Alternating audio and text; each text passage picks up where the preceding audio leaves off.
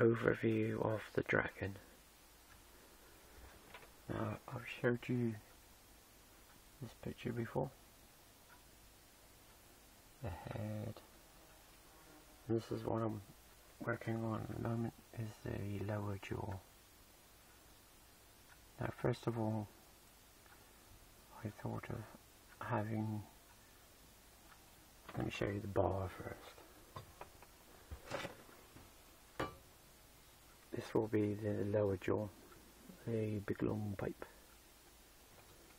I've not done a lot of bending, so I might have to get another one of them. Anyway, this is an inner tube. Now that is the same size as this pipe. Now I'm going to bend this to form this shape. First of all, I thought of doing this design where the ends drop down. If I show you here, this will be the end and it will be pointing downwards into this pot, allowing the jaw to move. That's my first trial. I thought there'd be too much freedom of movement, more than I wanted. So instead of coming down like this, I decided to go across, and there'll be a joint in the middle fixed to the head, so the jaw will go up and down without too much sideways movement. In theory, if I can bend it, I don't know, I'll film it, you'll see. Back to the eyes. Before I showed you these, they were just sellotaped on. Nice crystal blue eye. Now these are fixed in place. I can easily move them back and forward,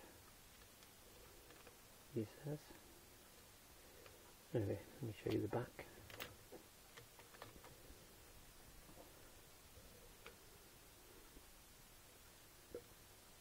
This is the hole where the lights will go. And this little platform is actually fixed to the eye. So the motor I want to put on there will have to be a lot smaller than this servo. As you can see, too big. However, I have a smaller motor, which is far too small. So I'll have to get something between that servo and that motor.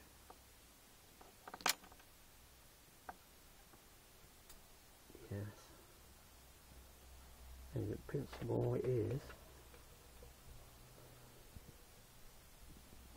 down below here I have two little arms which are attached to the iris,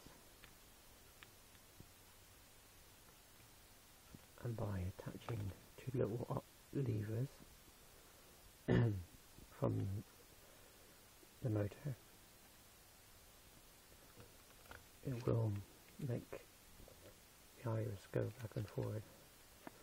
I may spray these black to make it more authentic, or keep them white, I don't know. Now, if Mary's watching, she said that dragons have got green eyes. Well, here we go, green eyes. However, I'm not using them on this one. This dragon's got blue eyes. Not to be funny, but I like the blue eyes. And this is one which is installed. And I've actually got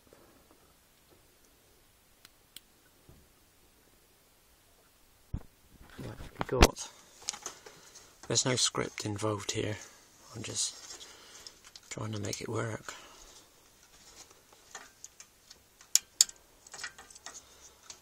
Oh, their wires come off. Oh, deep joy. Yeah. Okay, I'll come back to that. Maybe next time. Now I've taken the pins off this completely and wired this upper skin to the frame. Now if I have to alter anything underneath, just take the wires out. I was going to screw it, but with the wires it's much easier. There's only 3 wires. At the moment this is kept done by magnets, great magnets.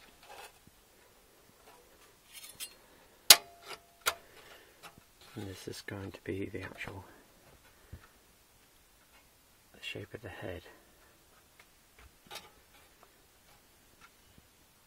Working in progress. Now, the ears and the horns. Of course you know this. These were baking trays, but I've shaped 2 trays, joined them in the middle, and there we have it. I was debating to use the baking tray both sides, however, I came across this. Now this, I can put it over here, glows in the dark. I don't know if you can see that. Put it in the dark there. See how red that is? No trick involved, it's red. And this little solar panel charges it. So what I'll do is take that out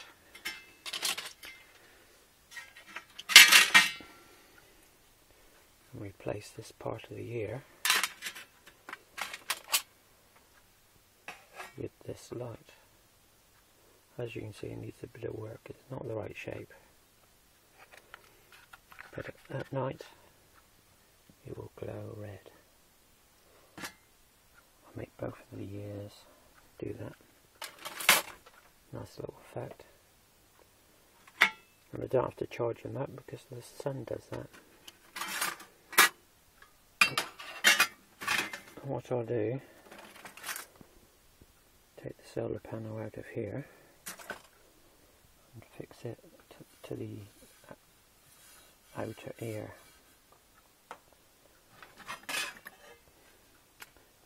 Anyway, the horns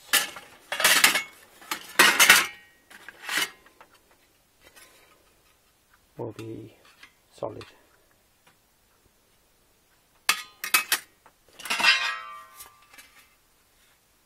Anyway, this is a thing kept done by magnets. Great things.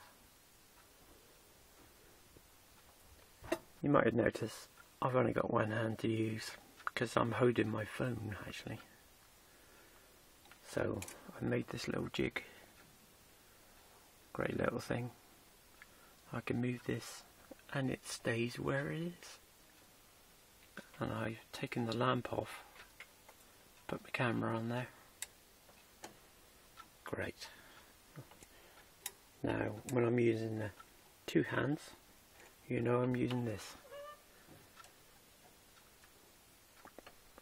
A lot of fun. Right, coming down back to the nose. And when you see dragons on films, they got little horns going up the nose and down the back of the body. So what I've been playing with is the filler you can put on worktops and tiles.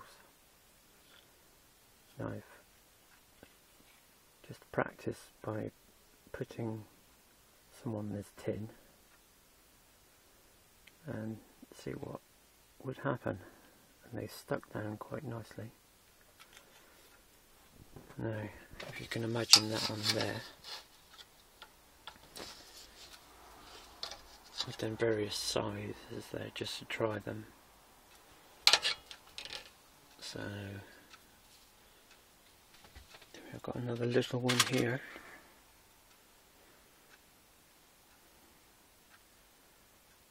I haven't shaped these at all, they're just as I've made them. Get done with the magnet. I think the permanent ones will be going directly onto this. So, I mean, this is just for practice, like I said. Now it's pretty good as it is, all nice and rough. I might leave it as that. But once the dragon is finished, I'll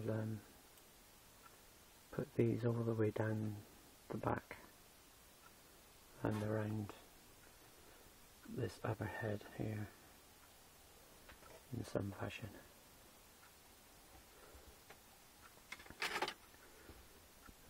Anyway, go back to the eye. I've made this with polymorphic beads, which are these. Comes in a little packet like this. The little beads, you just put them into hot water and roll it out like pastry. And I've got a spare eye, and what I did is wrapped, after rolling them out, I wrapped it round the spare eye and then cut them in half, and it's quite effective. Anyway, that's it for today. I'll leave you with a picture of the dragon itself. Thanks for watching. See you again.